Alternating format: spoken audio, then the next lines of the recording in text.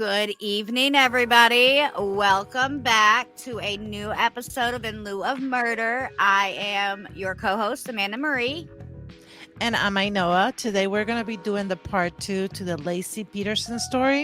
And just to give you guys a quick recap, Laci Peterson, she was like an all-American girl, met an all-American guy, got married, got pregnant, and then she was murdered.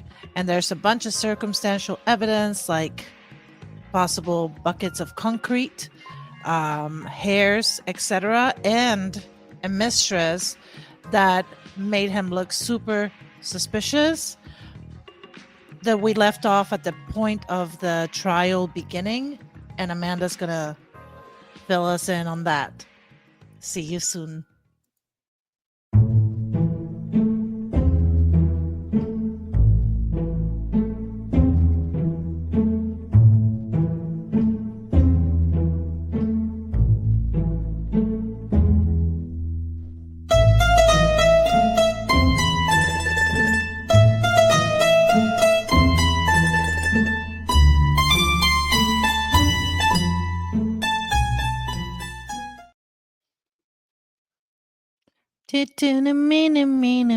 We're back. We're back.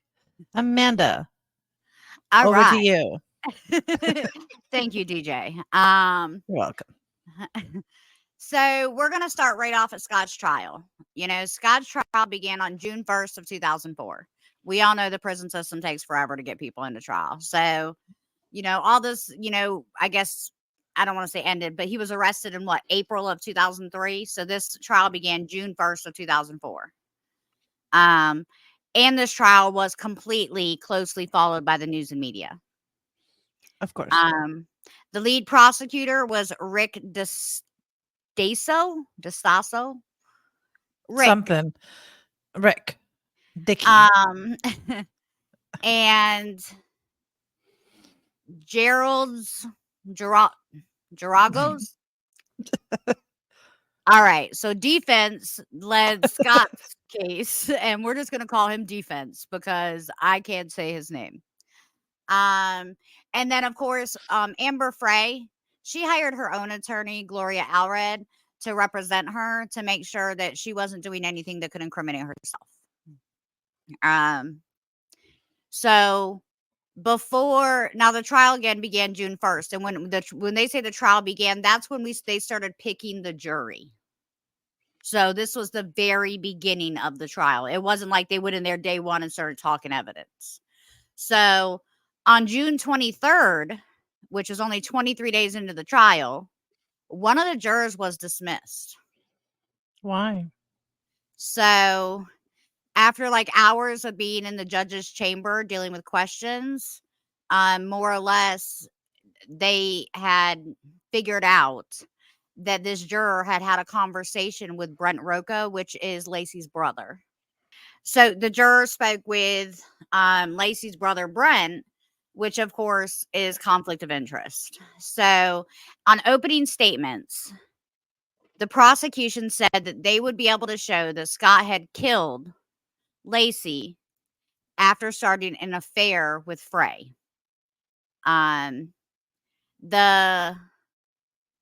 state also said that they were going to throw detail to Scott's behavior in the days before and after his wife was reported missing, how he told some people that he had been golfing and told other people he had been fishing, and asking the police if they had to use cadaver dogs to investigate the park, which Laci was supposed to walk their dog. The defense conceded that Scott was a cad for cheating on Laci, but ridiculed the prosecution, saying why would he end the entire life he had for a mistress he had only taken on 4 dates. Defense also continued to say that police had rushed a judgment, noting that police had, discredited Scott's claim that Laci was watching a segment of Martha Stewart, and he knew what that segment was playing on TV.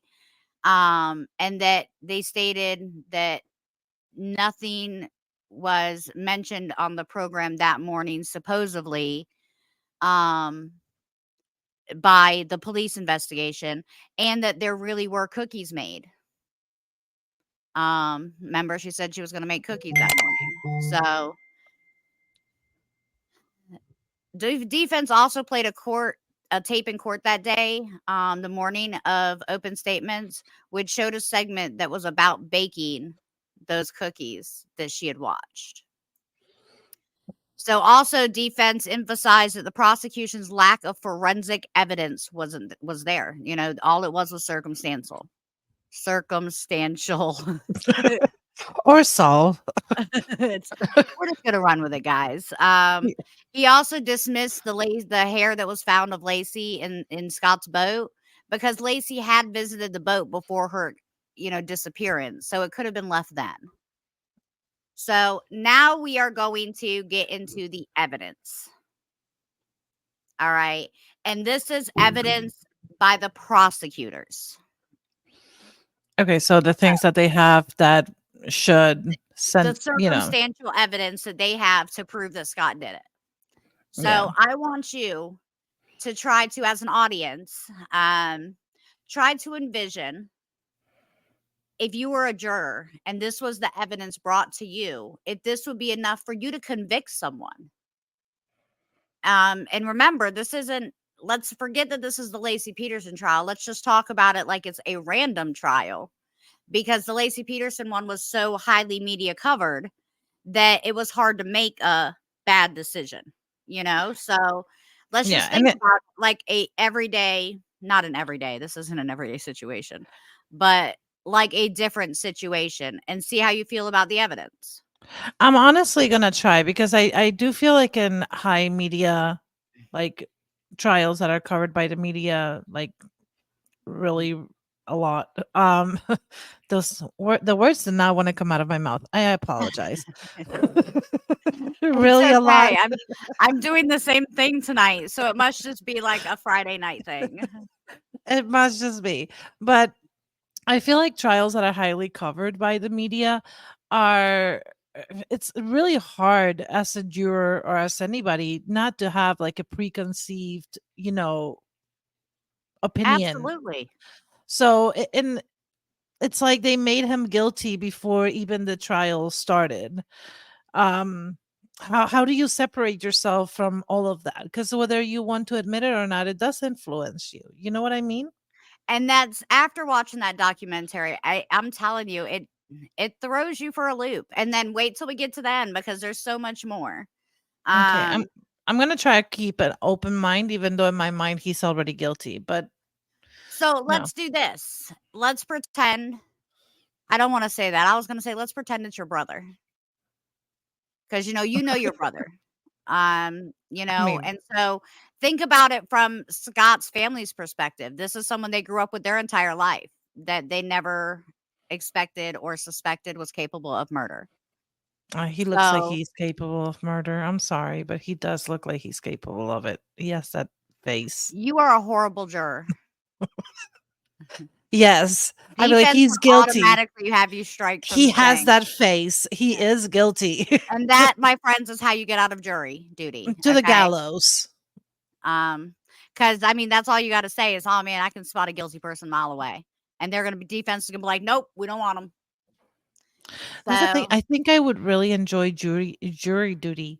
you know that Jury there's duty. jobs. Jobs as jurors? Yes. So there's jobs now that you can do. They're online jobs. It's called onlinejuror.com. And you can be a jury member and sit in cases all day long and get paid. Really? Yeah, I want to do it. I got to sign up to see if it actually works. But yeah, there definitely is. It's on my list of jobs to try from home that I was going to start doing on my YouTube thing eventually when I actually start my YouTube page.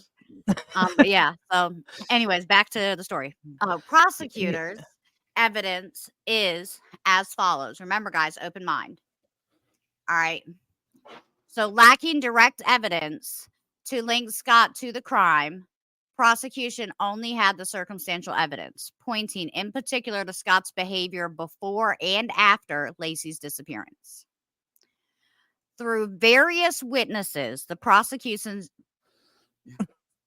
I cannot talk tonight. The prosecution, um, the prosecution suggested Scott had several motives for killing Laci. One, that he was tired of his marriage. Two, that he felt pressure from her pregnancy, that he wanted to continue his affair with Frey, number three. And number four is that he was under a mounting financial pressure that had not been open to the public yet. Hmm. So prosecutors claim that Scott made cement anchors to weigh his wife's body down. Now, and I forgot to bring this picture up a moment ago, so I just want to bring it up. This again is Amber Frey. This is the young lady that came forward about dating Scott. Oh, and When those are the cement blocks. when the police went to figure out what was going on with the cement blocks in that warehouse, they found 1, 2, 3, 4, 5 different circles right here on the ground. And I just said right here on the ground because I'm pointing with my mouse on my computer, but I now know that y'all can't see that, so you can ignore the part that I said. But there were 5 mounds right here that you could tell were full circles where cement blocks had been sitting. So they had that information for the concrete anchors that he had built in his warehouse. And did he ever dispute building them? Because it almost feels like if he built them and they're not there, where are they and why are they not there? Oh, we'll get there with defense's evidence. Okay. So they also went on to say Sharon, which is her mom, claimed that testified that when she went to East Laloma Park to search for Laci, she saw Scott there. But she said that Scott would not acknowledge her calling out to him. Like when she was like, hey, Scott, he was ignoring her. He wouldn't talk to Laci's mom the day that she disappeared. Hmm. 2 other relatives of Laci and Scott had shown little emotion during Laci's disappearance. And 3 witnesses testified that Scott had told them he had been golfing, not fishing, during Laci's disappearance. So there's a lot of evidence starting right there, but we're not done. The prosecution called on various witnesses to establish that Scott changed his appearance, purchased a vehicle using his mother's name, and added 2 pornographic television channels to his cable services the day of his wife's disappearance. That's important information. I mean, listen, it shows something. Anyways, a realtor testified that in January of 2003, January, guys, January. So, 6 days after she goes missing, Scott expressed interest in selling the house, saying he didn't want her to have to live there if she was found alive. If she was found alive. Okay. A car salesman testified that Scott traded in Laci's Land Rover for a Dodge pickup truck. Frey testified as to for her affair with Scott, and the jury heard the secretly recorded telephone conversations that she had with Scott, asking him about why he lied. And the telephone call where Scott had told Amber, and I didn't mention this in the last video, but Scott had lied when he called her and told her that it was going to be his first Christmas without his wife. He told Amber that he was currently in Paris. Hmm. So, okay. I think it's really funny that of all the places he would choose Paris. I mean, it's But a anyway, city of love. He was thinking right. of Well, her. and that's what I was pretty much saying. Like, and she probably thought the same thing. Like, great. So I mean, maybe he meant Paris, Texas. that's Isn't there? true. He never specified.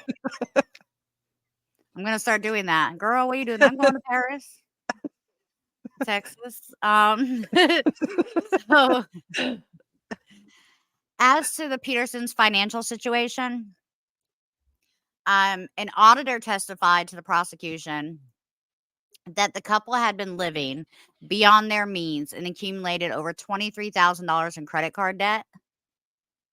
Also during like the cross-examination for that, they did specify, defense did specify that all of Scott's bills were paid on time, even though they were really high in debt. He was paying his bills on time, but that debt was piling. Yeah.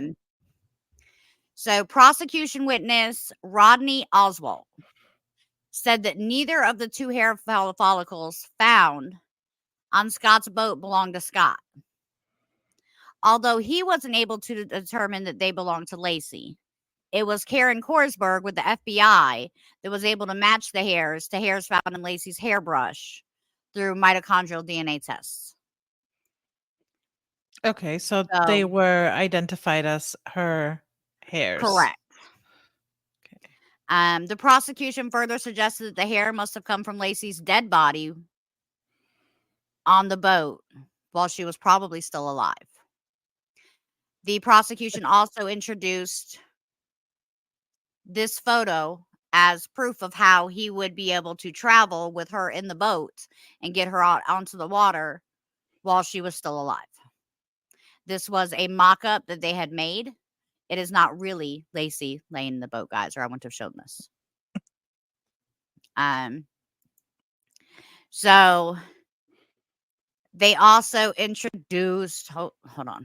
They introduced, sorry, I was trying to bring this back to the stage. They introduced a lot of different items like the gloves that they feel were used that night, different knives that were used for rope. And then if you see over here, this was a copy of his fishing license, supposedly for that day. Okay. The gloves, did they have any blood on them or anything, or no? No. Which is why I don't know why they were actually introduced into evidence. I think it's because they were close to the concrete in the warehouse. So they're thinking that he used them to make the concrete. I think that they're thinking a mixture of that and using them so that he didn't get any more DNA anywhere else and transporting her body. Okay. So defense lawyers argued about the mitochondrial testing, saying that it's not a reliable means of DNA. And it's actually, just so you know, it's not typically allowed in U.S. practice. Why did they allow it here? I think because of the high media coverage on this case, but they never Okay. specified why it was allowed. Okay. A witness reported that she had seen Laci at the warehouse with the boat the day before she went missing. So on the 23rd. And if you remember, the day before, she did talk to her mom, she did talk to her sister, but only Scott saw her. So, on the stand, Detective Alan Brocchini explained that he had excised a witness's statement from the report. That witness's statement was the witness statement from the warehouse with the boat. Okay. So What he did left that the out of his report, but it did come out in court. what did it say? The witness statement That was the one where she said that she saw Laci at the boat the day on the 23rd. on the 23rd. I mean, then that's the hairs could have gotten there That day, then, that exactly. day. Yeah. So prosecution witness Robert O'Neill was asked to comment on Scott's claim that he had to make a single anchor, and he used that same concrete to pave his driveway. Robert O'Neill testified that because the driveway sample featured large gravel-like chunks, it could not have been the same concrete that was used to make the anchors. So him saying that he used the rest of that cement to fix his driveway is not valid. It's a They lie. were two different, yeah, they were two different kinds. And then Jeffrey Bauer, who is another prosecution witness, he has helped lead more than 15 diving expeditions in the Berkeley Marina to search for Laci. He testified that the thick mud and the strong currents and the dark waters in that particular body of water makes such a strong surge that it makes it virtually impossible to even find an object down there, which is why they hadn't found any anchors yet. In fact, while they were out there looking, they had accidentally dropped their sonar device into the water, and it took 4 diving trips to locate it, even though the crew knew precisely where it was by GPS. Wow. That That's says a lot. that is a lot. Which for all we know, the anchors are still down there. I Someone should mean, go find the anchors. they probably are, but even if they find the anchors and they're no longer attached to anything, there's not going to be any DNA evidence or anything on them anymore because they've been down there for so long. But couldn't they So match the cement to the cement? maybe, perhaps, I don't know. They could, I guess. I don't think water changes the composition of cement. Well, I mean, it does over time. It So maybe they does. wouldn't be able to. Yeah. So like if you get a drip of water and you put it on concrete and you just let it keep dripping on that one piece of concrete over and over and over, it'll eventually create an indent that'll create a crack that will wear out the Yeah, concrete. erosion, but I'm saying the composition of whatever is left of the block is not going to be different. Oh no, yeah, no, I was talking about the corrosion would definitely be there though, because if it's a strong current like that. Yeah, Uh that for sure, but I'm saying I still don't think it would be much. It would add much to the prosecution's case if they did find them. Um, right. Okay. Well, let's keep going. Let's keep listening to prosecution evidence. Rich Chang, he's a hydrologist, which I didn't know was a thing. I want to be a hydrologist. Anyways, just because I like the way it sounds. He suggested that Laci had been dumped near the exact spot that Scott says he was fishing that day, and that the current is what drug her over some. the Um, hydrologist is probably right. Believes now the hydrologist. he did say when defense got up there that his mathematics were not precise, just probable. Same. My mathematics are never precise, just probable. My life, girl. My life is not precise. It's just probable. Probable. Story of my life.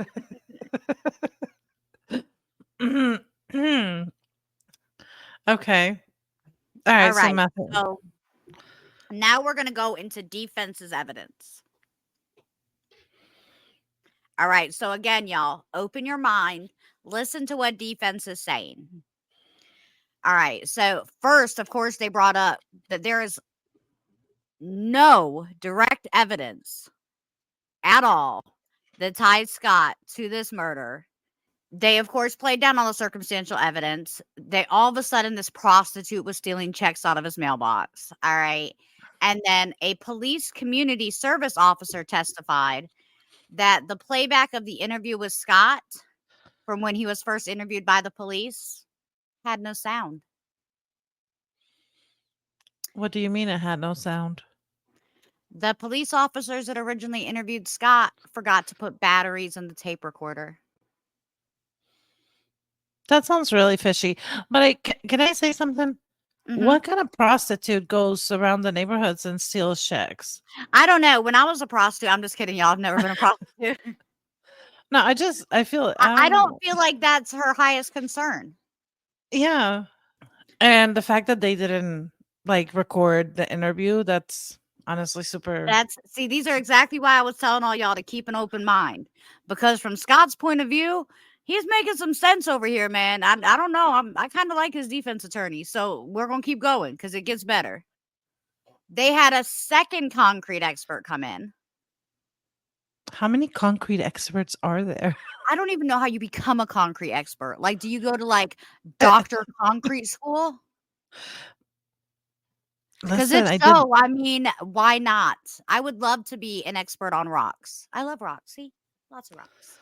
Um, so another concrete expert came and testified that the samples that Gabler said were gravel trunks that adhered to the driveway were the same concrete, And because this concrete was poured onto chunks instead of into buckets, that's why the composition of it was different. I see. So it could have been used to fix his driveway and for only one anchor is what that is more or less leading out down to for the circumstantial evidence. The next part, the defense suggested the fetal remains were of a full-term infant and theorized that the son, Connor, that when they kidnapped Laci, they held on to her until she gave birth and then dumped the bodies in the bay. Connor was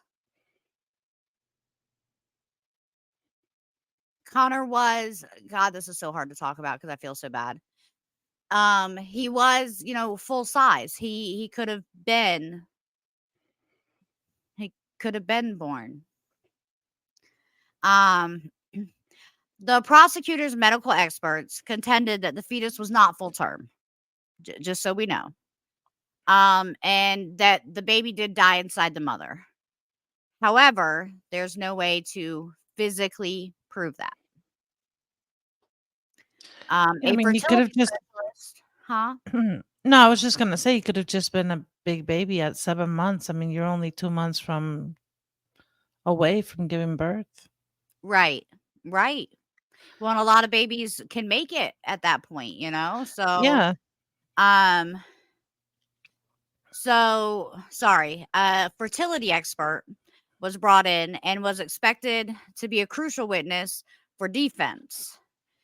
Um, the name was Dr. Charles March, and March said that the Peterson's unborn fetus could not have died any earlier than December 29th, which would have December. been 5 days after her disappearance. How does he On know that? under cross-examination from prosecution, March said that he based his finding on a report by one of Laci's friends who said that Laci had told her that a June 9, 2002 home pregnancy test had produced a positive result. So he's saying that she was further along than she was letting on.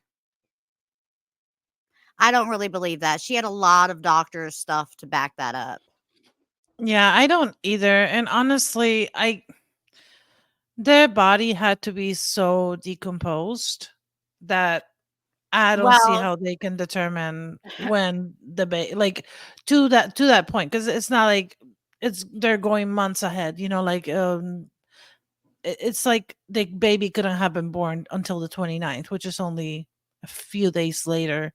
Like, how did they know that, like, with such precision, right. I Well, and that's what prosecution kept arguing. Now, prosecution also noticed that there was a typo on one of Mr. March's reports, and they called that to March's attention in the middle of the trial. Like, even though it wasn't something specifically to Laci, it was still a typo. And instead of him being like, that was a typo, he said to prosecution, man, cut me some slack. I bet Not you can't very even type. specialist. You can't even type. How you gonna tell me when the baby was dead? Right. And yeah, how do you Yeah. know this stuff? You don't even know how to type. Where'd you learn how to do this? First grade? So those are the two sides of evidence. With that being said, I want to ask you, who do you think is guilty? What do you mean? Who do we think is guilty? Could Who Scott have done this? I mean, is there any other options as to what is the alternate option? If Scott didn't do this, who did this? A kidnapper? But with what motive? Because there was like a $500,000 reward. But that reward probably came out after Laci was already dead. He couldn't say, "Hey, I got her body." It Um, doesn't matter though. Like, a kidnapper is not but it's kidnappers don't kidnapping for always have money. motives. Think about serial kidnappers. I mean, it's not like the prostitute that they take off the street, was flipping them the bird and stealing all their heroin. Hmm. They just kill them. The kidnappers don't always have motive. I don't know. I think all the circumstantial evidence does point to him. I I think if you know her sister was obviously suspicious for a reason. Um and it just makes fucking I don't know. I still think he's guilty, to be honest with you. He had because your wife doesn't die and you like 6 days later try to sell the house and sell her car and buy Viagra and dye your hair and try to See, and flee to that's why I Mexico. pulled this up because this to me is some of the most damning evidence. He can say whatever he wants. But having all of these random things in the car when you get pulled over to be taken in is weird to me. It almost feels like he does have a mental disease. I think he's a sociopath. But see, and will we ever know? You know, and that's one of the biggest things that I want people to remember is natural psyche. Okay. If Scott did do this, then he is some kind of sociopath because in his brain, he doesn't believe that he did this. And I say that because most people, when they go to jail, scream, I'm innocent. And y'all, I know because I mean, that's where I find my next boyfriend. So, mm, but they all scream, I'm innocent, whether they're guilty or not. The difference is not all of them go for appeal after appeal after appeal after appeal to try to prove their innocence. That's not true. I think a lot of Unless they feel justified or they're a sociopath. A sociopath is going to believe their own story. yeah, no, for sure. But besides that, I feel like a lot of guilty people that say I'm innocent, if they don't continue to try to appeal, is because either one, they run out of chances to appeal, or two, they don't have the financial means to continue appealing. Because, as we all very well know, lawyers are very expensive. And unless something like the Innocence But I Project will or tell something like you that takes your case, it's no. really So, and I hard. don't know if you know this, I know it. I only know this from dating. But you can file an appeal without a lawyer. And Okay. they in each prison, there is a law library, and that law library gives you the tools and resources to do that. I did not know that. Yeah, so it's part of their rights as an American citizen. So people, there are people that do fight for years and they are guilty because they think they can get off on that one mistake that happened at trial and things like that. Mm, But those people are sociopaths. They just haven't, they haven't acknowledged their guilt. yeah. However, people that know they're guilty don't always fight. And I'm not saying that that's the case with him. I think that Scott is something. His calmness, like, I mean, here we go. This is him at trial for the murder of his wife. He looks Calm, like a narcissistic cool, collect. sociopath. He's just so He calm.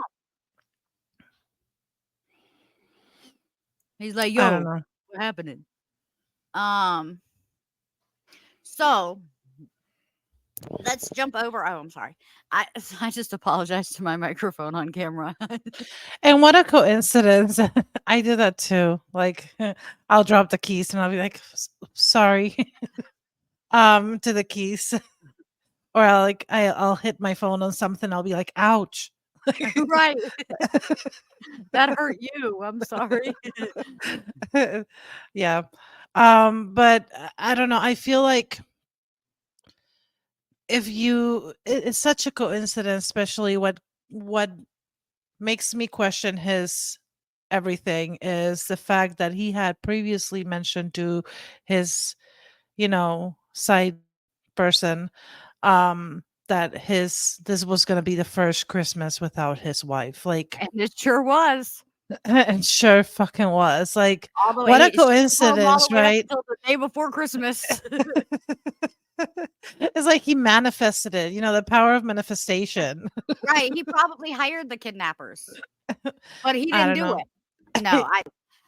No, that it's hard for me because I go back and forth, but I really need y'all to watch the documentary only because you hear from his side of the family and a lot of this stuff, the circumstantial evidence, it makes you wonder because his family has a lot of proof too.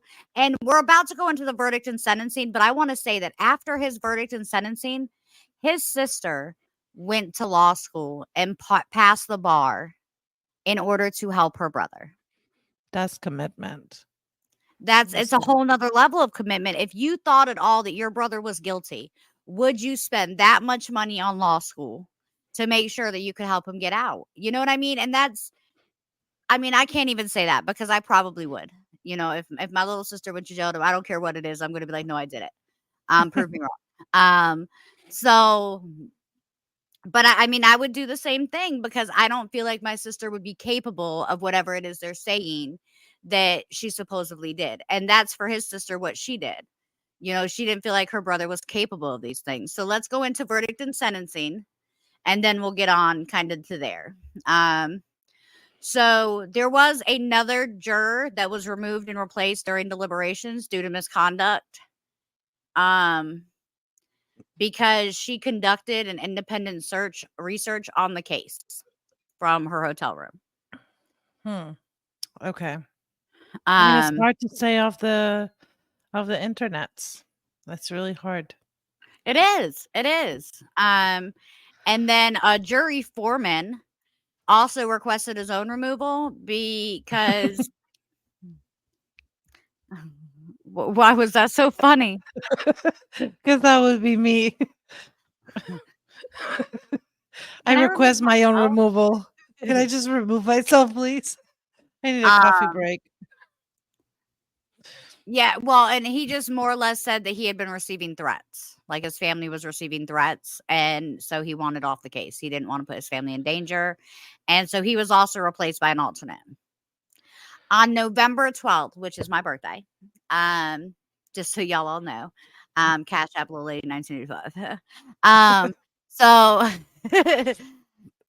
November 12th of 2004, the jury convicted Scott of 2 counts of murder, first-degree murder with special circumstances for killing Laci, and second-degree murder for killing the fetus that she carried.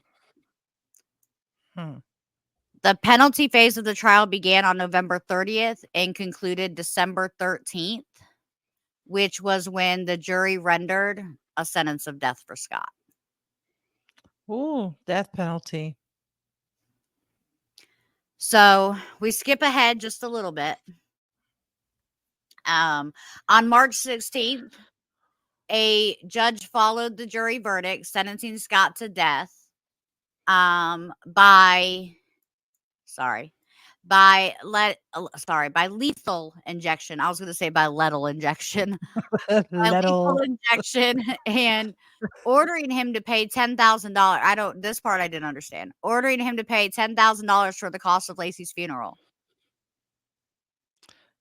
So how is he He gets going to do 17 that? cents an hour.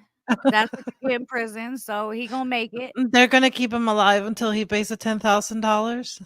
Probably. He described the murderous Laci as cruel, uncaring, heartless, and callous. In later press appearances, members of the jury stated that they believed that Scott's demeanor during the entire trial, specifically his lack of emotion and phone calls to Frey in the following days after Laci's appearance that they were able to listen to because she recorded them,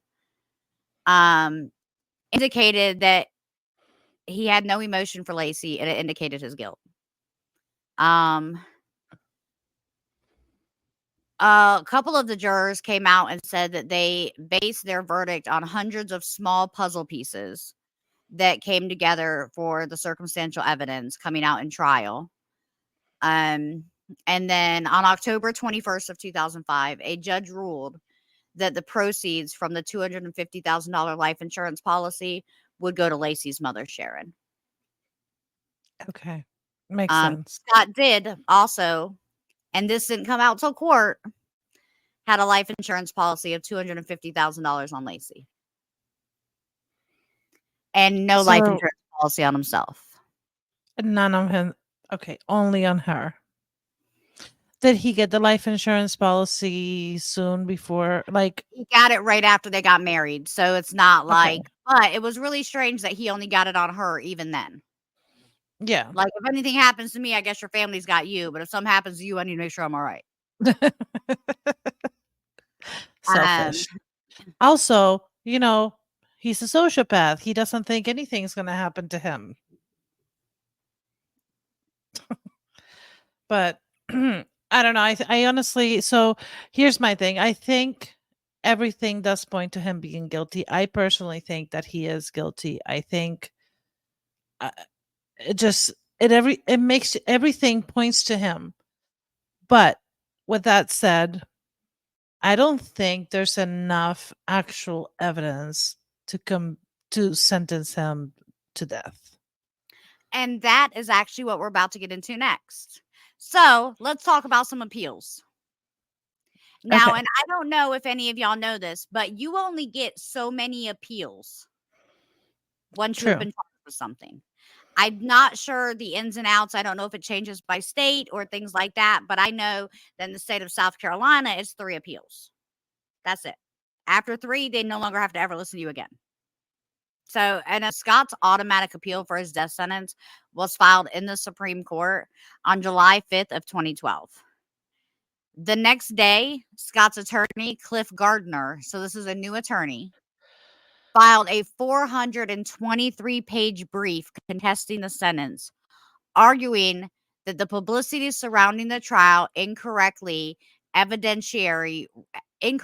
created evidentiary rulings and other mistakes derived from a fair trial for Scott, and the death penalty should be removed as an option because there wasn't enough physical evidence to prove that Scott did this. The state attorney's office filed their response on January 26th of 2015.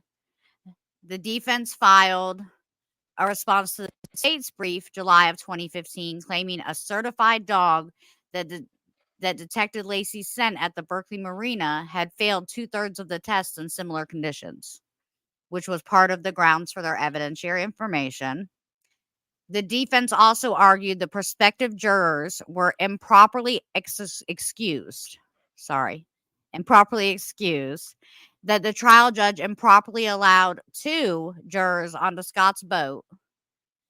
That the judge erred in insisting the prosecution be present during defense testifying. So what I learned in the appeal part is during the trial at some point, for some reason, the jurors were taken to the boat. Why? I guess to see it.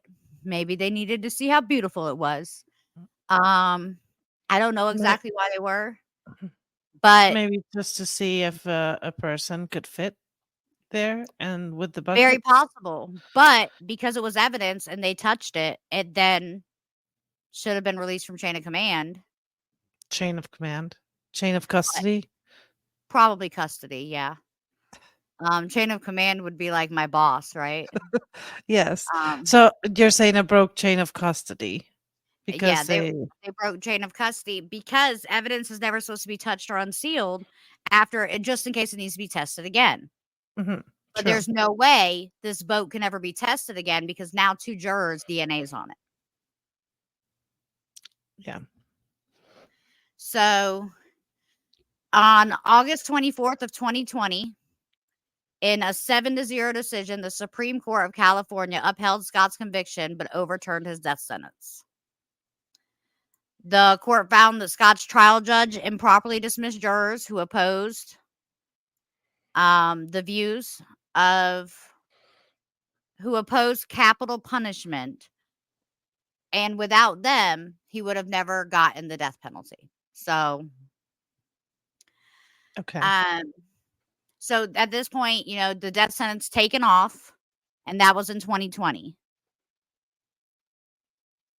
Prosecutors initially stated that they would retry the penalty phase and reverse that decision come June of 2021.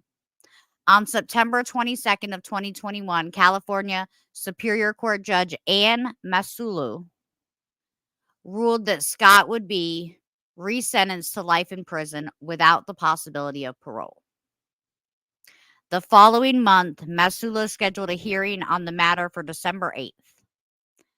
On December 8th, Masulu resentenced Scott to life in prison without the possibility of parole for the first-degree murder of Laci and concurrent sentence of 15 years to life for the second-degree murder of Connor. Hmm. So that meant that in October of 2022, Scott was transferred from death row over to Mule Creek State Prison in Ione, California. No, he's in general population. Right. Okay. So that was the first appeal that was overturned. All right. In November of 2015, Scott had filed a habeas corpus petition. While the direct appeal couldn't only challenge errors made by the trial judge, Scott now stated that he had new evidence. So among the other bases for relief, Scott contended that a juror lied on her jury application and that there was evidence that his wife was alive after he left home.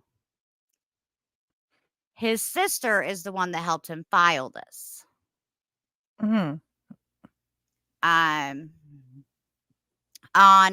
August 10th of 2017, the state attorney general filed a 150-page response arguing that there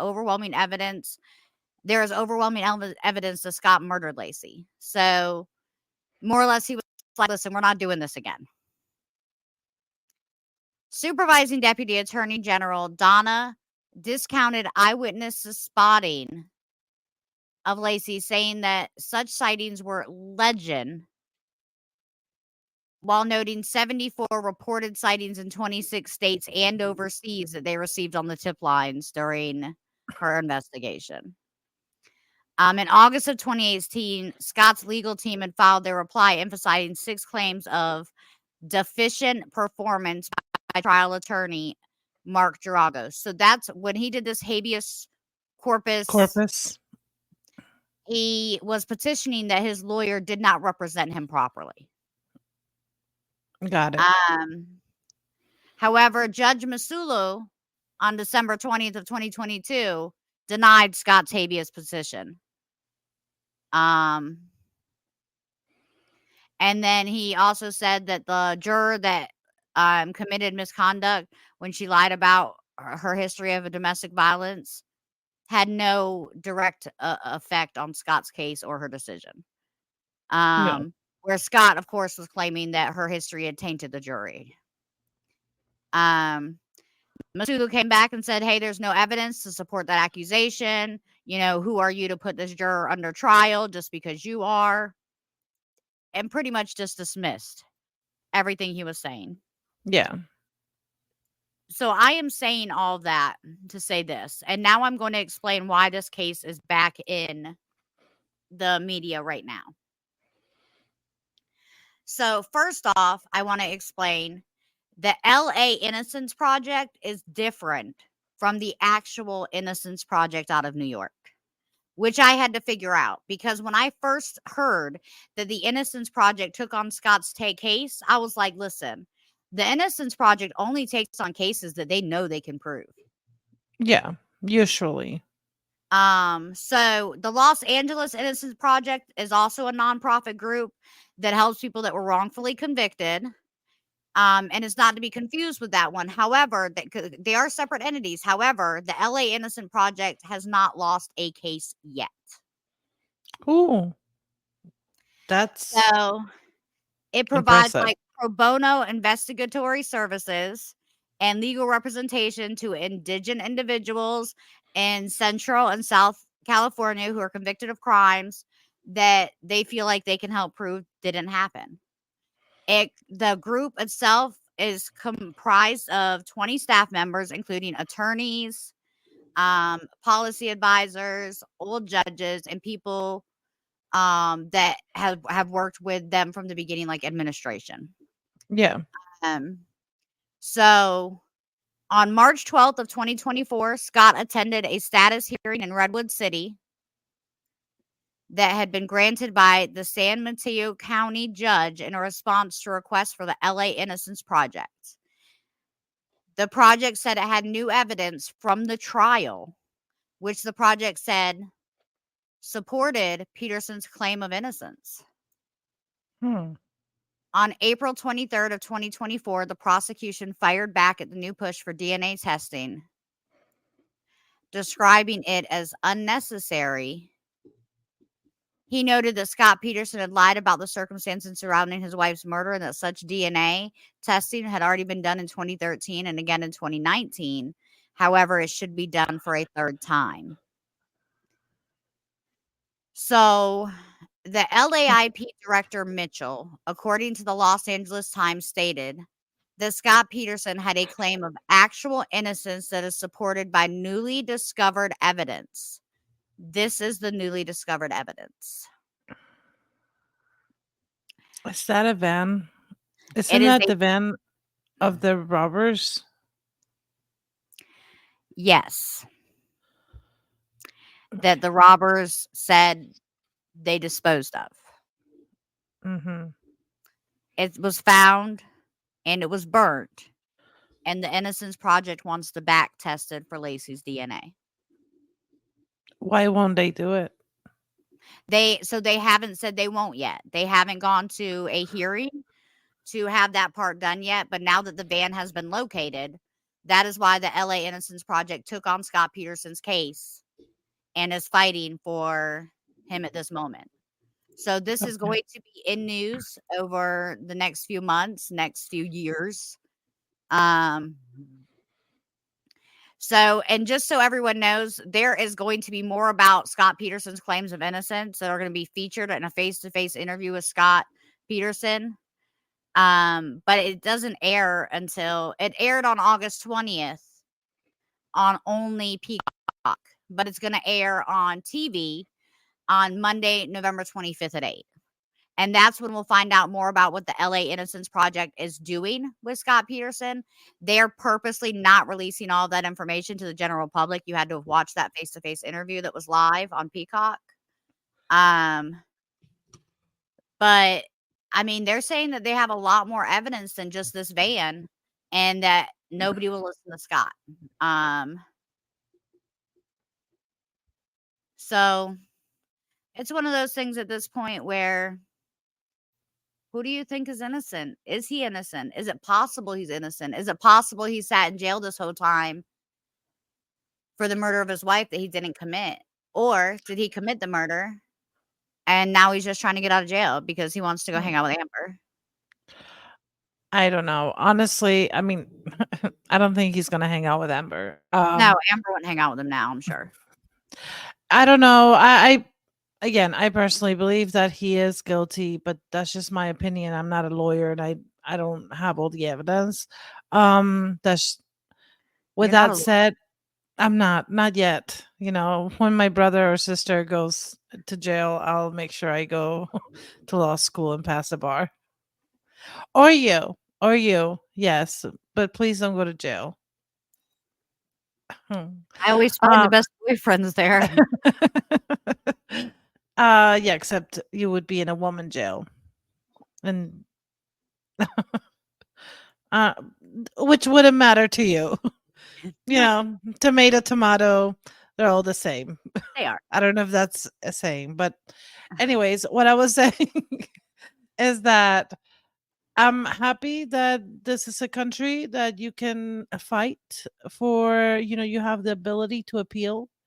Despite my opinion on the case, I'm happy that that's something that you can do here. Because there are a lot of people that are wrongly convicted. It's not like it's an unthought like occurrence. It does happen. So I'm happy that he has the ability to appeal, to fight for his freedom. I hope he doesn't get it because I think he's guilty. But I will also mention this has nothing to do with anything. But I have sometimes when I've seen shows where like the Innocence Project or like people that have been guilty, get released from people that were sentenced to jail because they were found guilty are released from prison because their sentence is overturned and now they're innocent. I will say that every time I watch one of those shows, when I see the amount of money some of them get, I'm like, man, I really wish somebody would, frame me for But the. I actually looked this up because I was kind of curious. I was gonna actually make a post about it, and I didn't this last week. But I had looked up, and it said that a lot of the people that convictions get overturned for murder are typically back in a court system within 5 years with a new murder conviction. That wouldn't be me, especially if I get like a good amount of money. Because some people get like millions of dollars. You know, Amanda? Right, but I think that the whole point is murderers are murderers. Their sentence Yeah, may have gotten overturned for a mistrial, but it doesn't mean they weren't guilty. It just means they couldn't prove they were guilty at that point. true. That's true. But there are some people that are truly innocent that are in jail, fully convicted, and when they get out, they. I wonder if. Okay, so here I am saying, I almost wish that somebody would frame me so that I could go to jail and then get all the money afterwards, right? But I almost wish I wish to know if somebody that has gone through that, if it's worth it. Like, is spending 15 years in jail or in prison and getting out and getting like a $2 million settlement, is the $2 million worth the 15 years in prison? You know what I mean? Like, So this is my thing. Like, if I was going to go to prison and I knew I was going to get $1 million after 5 years, I'd chill. I'd go. I'd shut up. I'd mind my business. I wouldn't get in no trouble. I'd find me a nice little girlfriend and I would just hang out for 5 years. But if I yeah. was in there fighting for that $1 million, I'm shanking bitches. I'm just kidding, y'all. No, but in those situations, you don't know, like, right? So it's such a stressful situation, especially if you're innocent and you're stuck in there, and you're trying to fight for your life because you're just miserable. You don't know what the outcome is going to be. But I'm saying, so it has to be a horrible situation and a horrible thing to go through as an innocent person. But I want to know if it's worth it, because in my head, I'm doing the math, and my math says if I'm spending 15, 20 years in jail and I come out and I have $2 million, if I work for 20 years, I'm not going to make it $2 million. So it's like a job, and after 20 years, you retire with $2 million. Listen, I feel like your calculations might be off, though. How are my calculations off? So $2 million, Uh-huh. 20 years is only $100K a year. You can make that out here. Okay. Sure. You can make that out here, but you don't get it in a lump sum. So when you're out here, if you make Right, $100 and if million you're in jail dollars, for 20 years, you don't have rent, you don't have okay, I yeah, understand what you're saying. exactly. So you get out and you have that money clean. If you make $100,000 a year, sure, you spend like 85% of it on bills. So in 20 years, you ain't got shit. You know. Me. But But so that's y'all, we're going to keep y'all up to date as we go on this. We just wanted to make sure that even though Laci Peterson's been covered several times, we wanted to make sure that we brought everybody up to speed. So as we go into the LA Innocence Project doing this court stuff, I'm probably going to go live when they start covering the court stuff again so that all y'all can see it at the same time we are. So that we can go ahead and make sure that everybody has all the updated information as often as possible. So don't forget to like and subscribe to our YouTube. yes, bye-bye. Dating disasters you can't resist. From first dates to court dates, we got it all. So grab a seat and join the fun. In lieu of In lieu of murder, we're number one.